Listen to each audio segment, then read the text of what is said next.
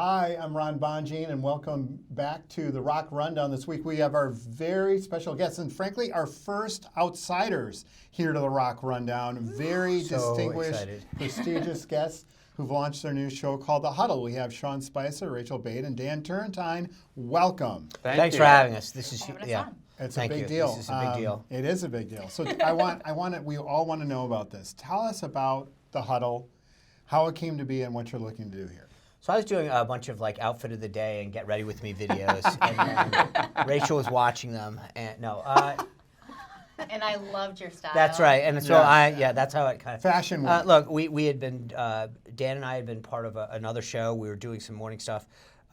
When we decided to leave, we fortuitously bumped into Rachel. We kind of started talking about our shared vision of what we were thinking. This kind of came out real quick at a very fast pace. And Yes. Yeah, I had been watching sort of what they were doing on their morning show and sort of jealous of it, wanting to build maybe a competitor someday or something like this. Left legacy media, decided I can't do what I want with Politico and legacy media in general, and then they announced that they're leaving, and it just so happened to be like a month or two after I left, and we got together. I had my some agent ideas. call her, and Dan and I we're on like our way to Sean. Cannes. That's right. And I said, "Does the Wi-Fi on the plane work?" And Right. So we had the pilot just drop the plane in the middle of Milan, and we called Rachel, picked her up, And then boom. boom. And yeah. there it was. Wow, It was- it's a big thing. Yeah, it was a little hectic. We had to adjust our schedule, Of course. but it worked. Well, I'm glad your agents found the time to get you guys together. That's so fantastic. So tell us about The Huddle and what you're going to do. Tell us about the show.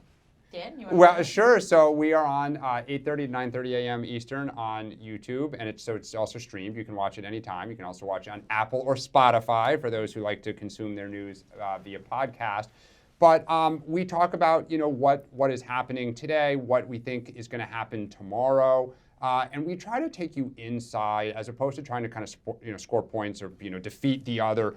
We're trying to explain what is happening and why. Sean and I have both worked on campaigns, in government, in public affairs. Rachel, obviously, one of the leading journalists in Washington for years. And so we come at it from all sides of the table. And so when we're trying to explain, why are the Democrats doing something, the moderates versus the liberals, or the MAGA movement, and why is Trump doing something? And so we're trying to take you inside the news and try to get you ahead of where the puck is going in the future. Yeah. It's fantastic. One thing I'm really curious about is your viewership. Yeah. Can you tell us a little about that? Yeah, of course. So we kind of have like a two-pronged strategy, I would say here. I mean, we have tens of thousands of viewers who are watching every single day. So there's sort of this mass play, right? We think anybody who has an interest in politics, they want to know why something happened and how something happened, right? Not just, that the House passed this bill, but actually that the speaker went behind the scenes and, had to whip these votes and the president had to call. They want to know that too. So we have, the mass audience. And then we have a lot of insiders who are watching. People in Washington, they obviously are obsessed with the political news, and we hear regularly from lawmakers, from people in the admin, from, Senior people staff. Senior staff. And so we have a group of powerful people who are watching on the reg and who are communicating with us, whether they agree with what we're saying or not. So it's also the mass play, but also the class play here in Washington. And I think, unlike a lot of shows, we are not, because Sean represents the Republican side and myself the Democratic side. It's one of the few shows that we believe we're both members of the Trump administration and members of the Jeffries and Schumer teams and senior Democrats are all watching. And we know this because, as Rachel said, we hear from people in the middle of the show, hey, Sean just said that, he's totally wrong. Or, hey, make sure that you get this point because what Dan just said is not right. There aren't many places that both sides are watching and communicating, Yeah, you're getting real-time information from these viewers. Yes. And that's what makes it so interesting and fascinating. How do you guys decide what to cover? Because there's so much going on. There definitely is. It's an iterative process. So we'll start literally at the end, the beginning of the last show, the end of the last show. We'll keep the text chain going. Hey, we got to keep an eye on this press conference or this announcement that's going to come out.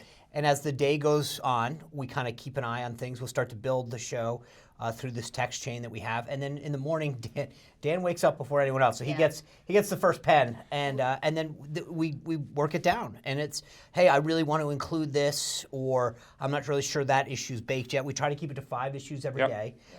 We do a day book, talk about what's happening in Washington, but it's an iterative process. Yeah, And we look at what's happening on the, like, what is buzzing on the right, what is buzzing on the left. Sometimes those two things are not overlapping, but we want to make sure we're hitting both, right? And then in terms of Dan, I wake up at 5 o'clock and already have multiple text messages from Dan, who gets up at 4 and is thinking about what are these topics we're going to be You're just discussing trying to, today? I mean, like most of your viewers, we're constantly trying to follow what is happening, and there's the stories that everyone's reading in Politico and everything else, but then there's also like, what is that's coming up the pike? What is it? One of the things that like Sean and I and Rachel take the most pleasure in is when we talk about something and then a week later, it's in the New York Times. It's on the front page of Politico 4 days later.